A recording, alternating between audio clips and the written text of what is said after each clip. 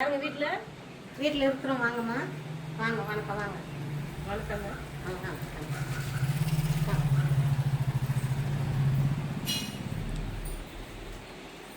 SIR form கொடுக்க வந்துருக்குங்க. வணக்கம். உட்காருங்க.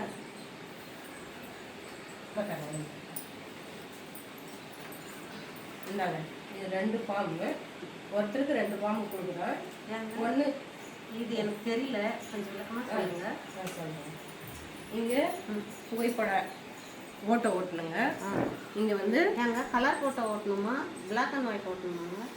கலர் போட்டோவே ஓட்டுங்க. இருக்கிற போட்டோ ஓட்டுங்க. இப்போ இருக்கிற மாதிரி இருக்கிற போட்டோ ஓட்டுங்க. இது பழைய போட்டோ, இப்போ இருக்கிற போட்டோ ஓட்டுங்க. சரிங்க மேடம். இங்கே வந்து ஆதாரில் இருக்கிறபடி பிறந்த தேதி எழுதுனுங்க. இங்கே வந்து ஆதார் நம்பர் எழுதலாம், இல்லைனாலும் அது வந்து விடலாம். இங்கே ஃபோன் நம்பர் எழுதுங்க. அடுத்தது அப்பா பேர் எழுதுங்க. அவரோட ஐடி நம்பர் இருந்தால் எழுதுங்க, இல்லைன்னா விட்டுருங்க. இங்கே வந்து அம்மா பேர் எழுதுங்க. அம்மாவோட ஐடி நம்பர் இருந்தால் எழுதலாம், இல்லைன்னா எங்கள் அம்மா இறந்துட்டாங்க, அதை டெலிட் பண்ணியிருப்பாங்க, விட்டுருங்க. இங்கே வந்து கல்யாணம் ஆகியிருந்தாக்க அவரோட துணைவர் பேர், கணவராக இருந்தால் மனைவி பேர் எழுதுங்க, மனைவியாக இருந்தால் கணவர் பேர் எழுதுங்க. இங்கே வந்து அவரோட ஐடி நம்பர், இப்போ இருக்கிற ஐடி நம்பரை எழுதுங்க. 2002 ஓட்டு போட்டிருந்தீங்கன்னா இந்த பக்கம் இருக்கிற காலம்ஸை ஃபில் பண்ணி இருங்க. இவர் 2002 போடல. நாங்கள் எந்த பக்கம் எழுதணும்? இந்த பக்கம் ஃபில் பண்ணுங்க. 2002 ஓட்டு போட்டிருந்தாருன்னா அவரோட பேர் எழுதுங்க, அவரோட அடையாள எண். அப்போ 2002 என்ன இருக்கோ அந்த நம்பரை இங்கே எழுதுறீங்க. அடுத்தது இங்கே அவரோட உறவினர், அவங்க அப்பாவோ கணவரோ பேர் எழுதிட்டு அவரோட ஐடி நம்பர் எழுதுறீங்க. இங்கே வந்து மாவட்டம், அப்போ என்ன மாவட்டமோ, இப்போ திருப்பத்தூர் மாவட்டம் இது, அதே எழுதிட்டுங்களா? இல்லை, அப்போ என்ன மாவட்டம்? வேலூர் தான் நம்மளுக்கு. வேலூர் மாவட்டம் தான் எழுதணும்.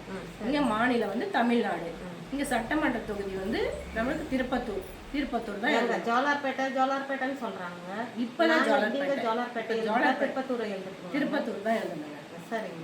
இங்கே வந்து அதோட நம்பர் அப்போ 41 நம்மளுக்கு. அது அதெல்லாம் போட வேணாம். அதெல்லாம் போடக்கூடாது. இங்கே வந்து அப்போ என்ன பாக நம்பரோ அதை எழுதணும். அவர் வந்து அப்போ எந்த சீரியலில் இருக்கிறாரோ அந்த சீரியல் வரிசை நம்பரை இங்கே எழுதணும். மேடம், இங்கெல்லாம் எங்களுக்கு 266, 67ன்னு சொல்கிறாங்க. இப்போ நீங்கள் 89 போடுன்னு சொல்கிறீங்களா மேடம்? அப்போ வந்து 2002 அதோட வரிசை பாக நம்பர். 2005 2002க்கு இப்போ போட்டு இருந்தாக்க இந்த பக்கம் எழுதுனுங்க. இந்த பக்கம் வந்து அவங்களோட உறவினர் இவரோட அப்பா பேரை எழுதுங்க. அப்பா பேரை எழுதிட்டு ஐடி நம்பர் இருந்தா எழுதுங்க, இல்லைன்னா இது வந்து தாத்தா பேர், இவரோட அப்பா பேரை எழுதுங்க. அடுத்தது அவர் உறவு முறை வந்து இவருக்கு என்ன ஆச்சு, தந்தை தானே, தந்தை எழுதுங்க. இங்க மாவட்டம் வேலூர் மாவட்டம் எழுதுங்க. இங்க மாநிலம் தமிழ்நாடு எழுதுங்க.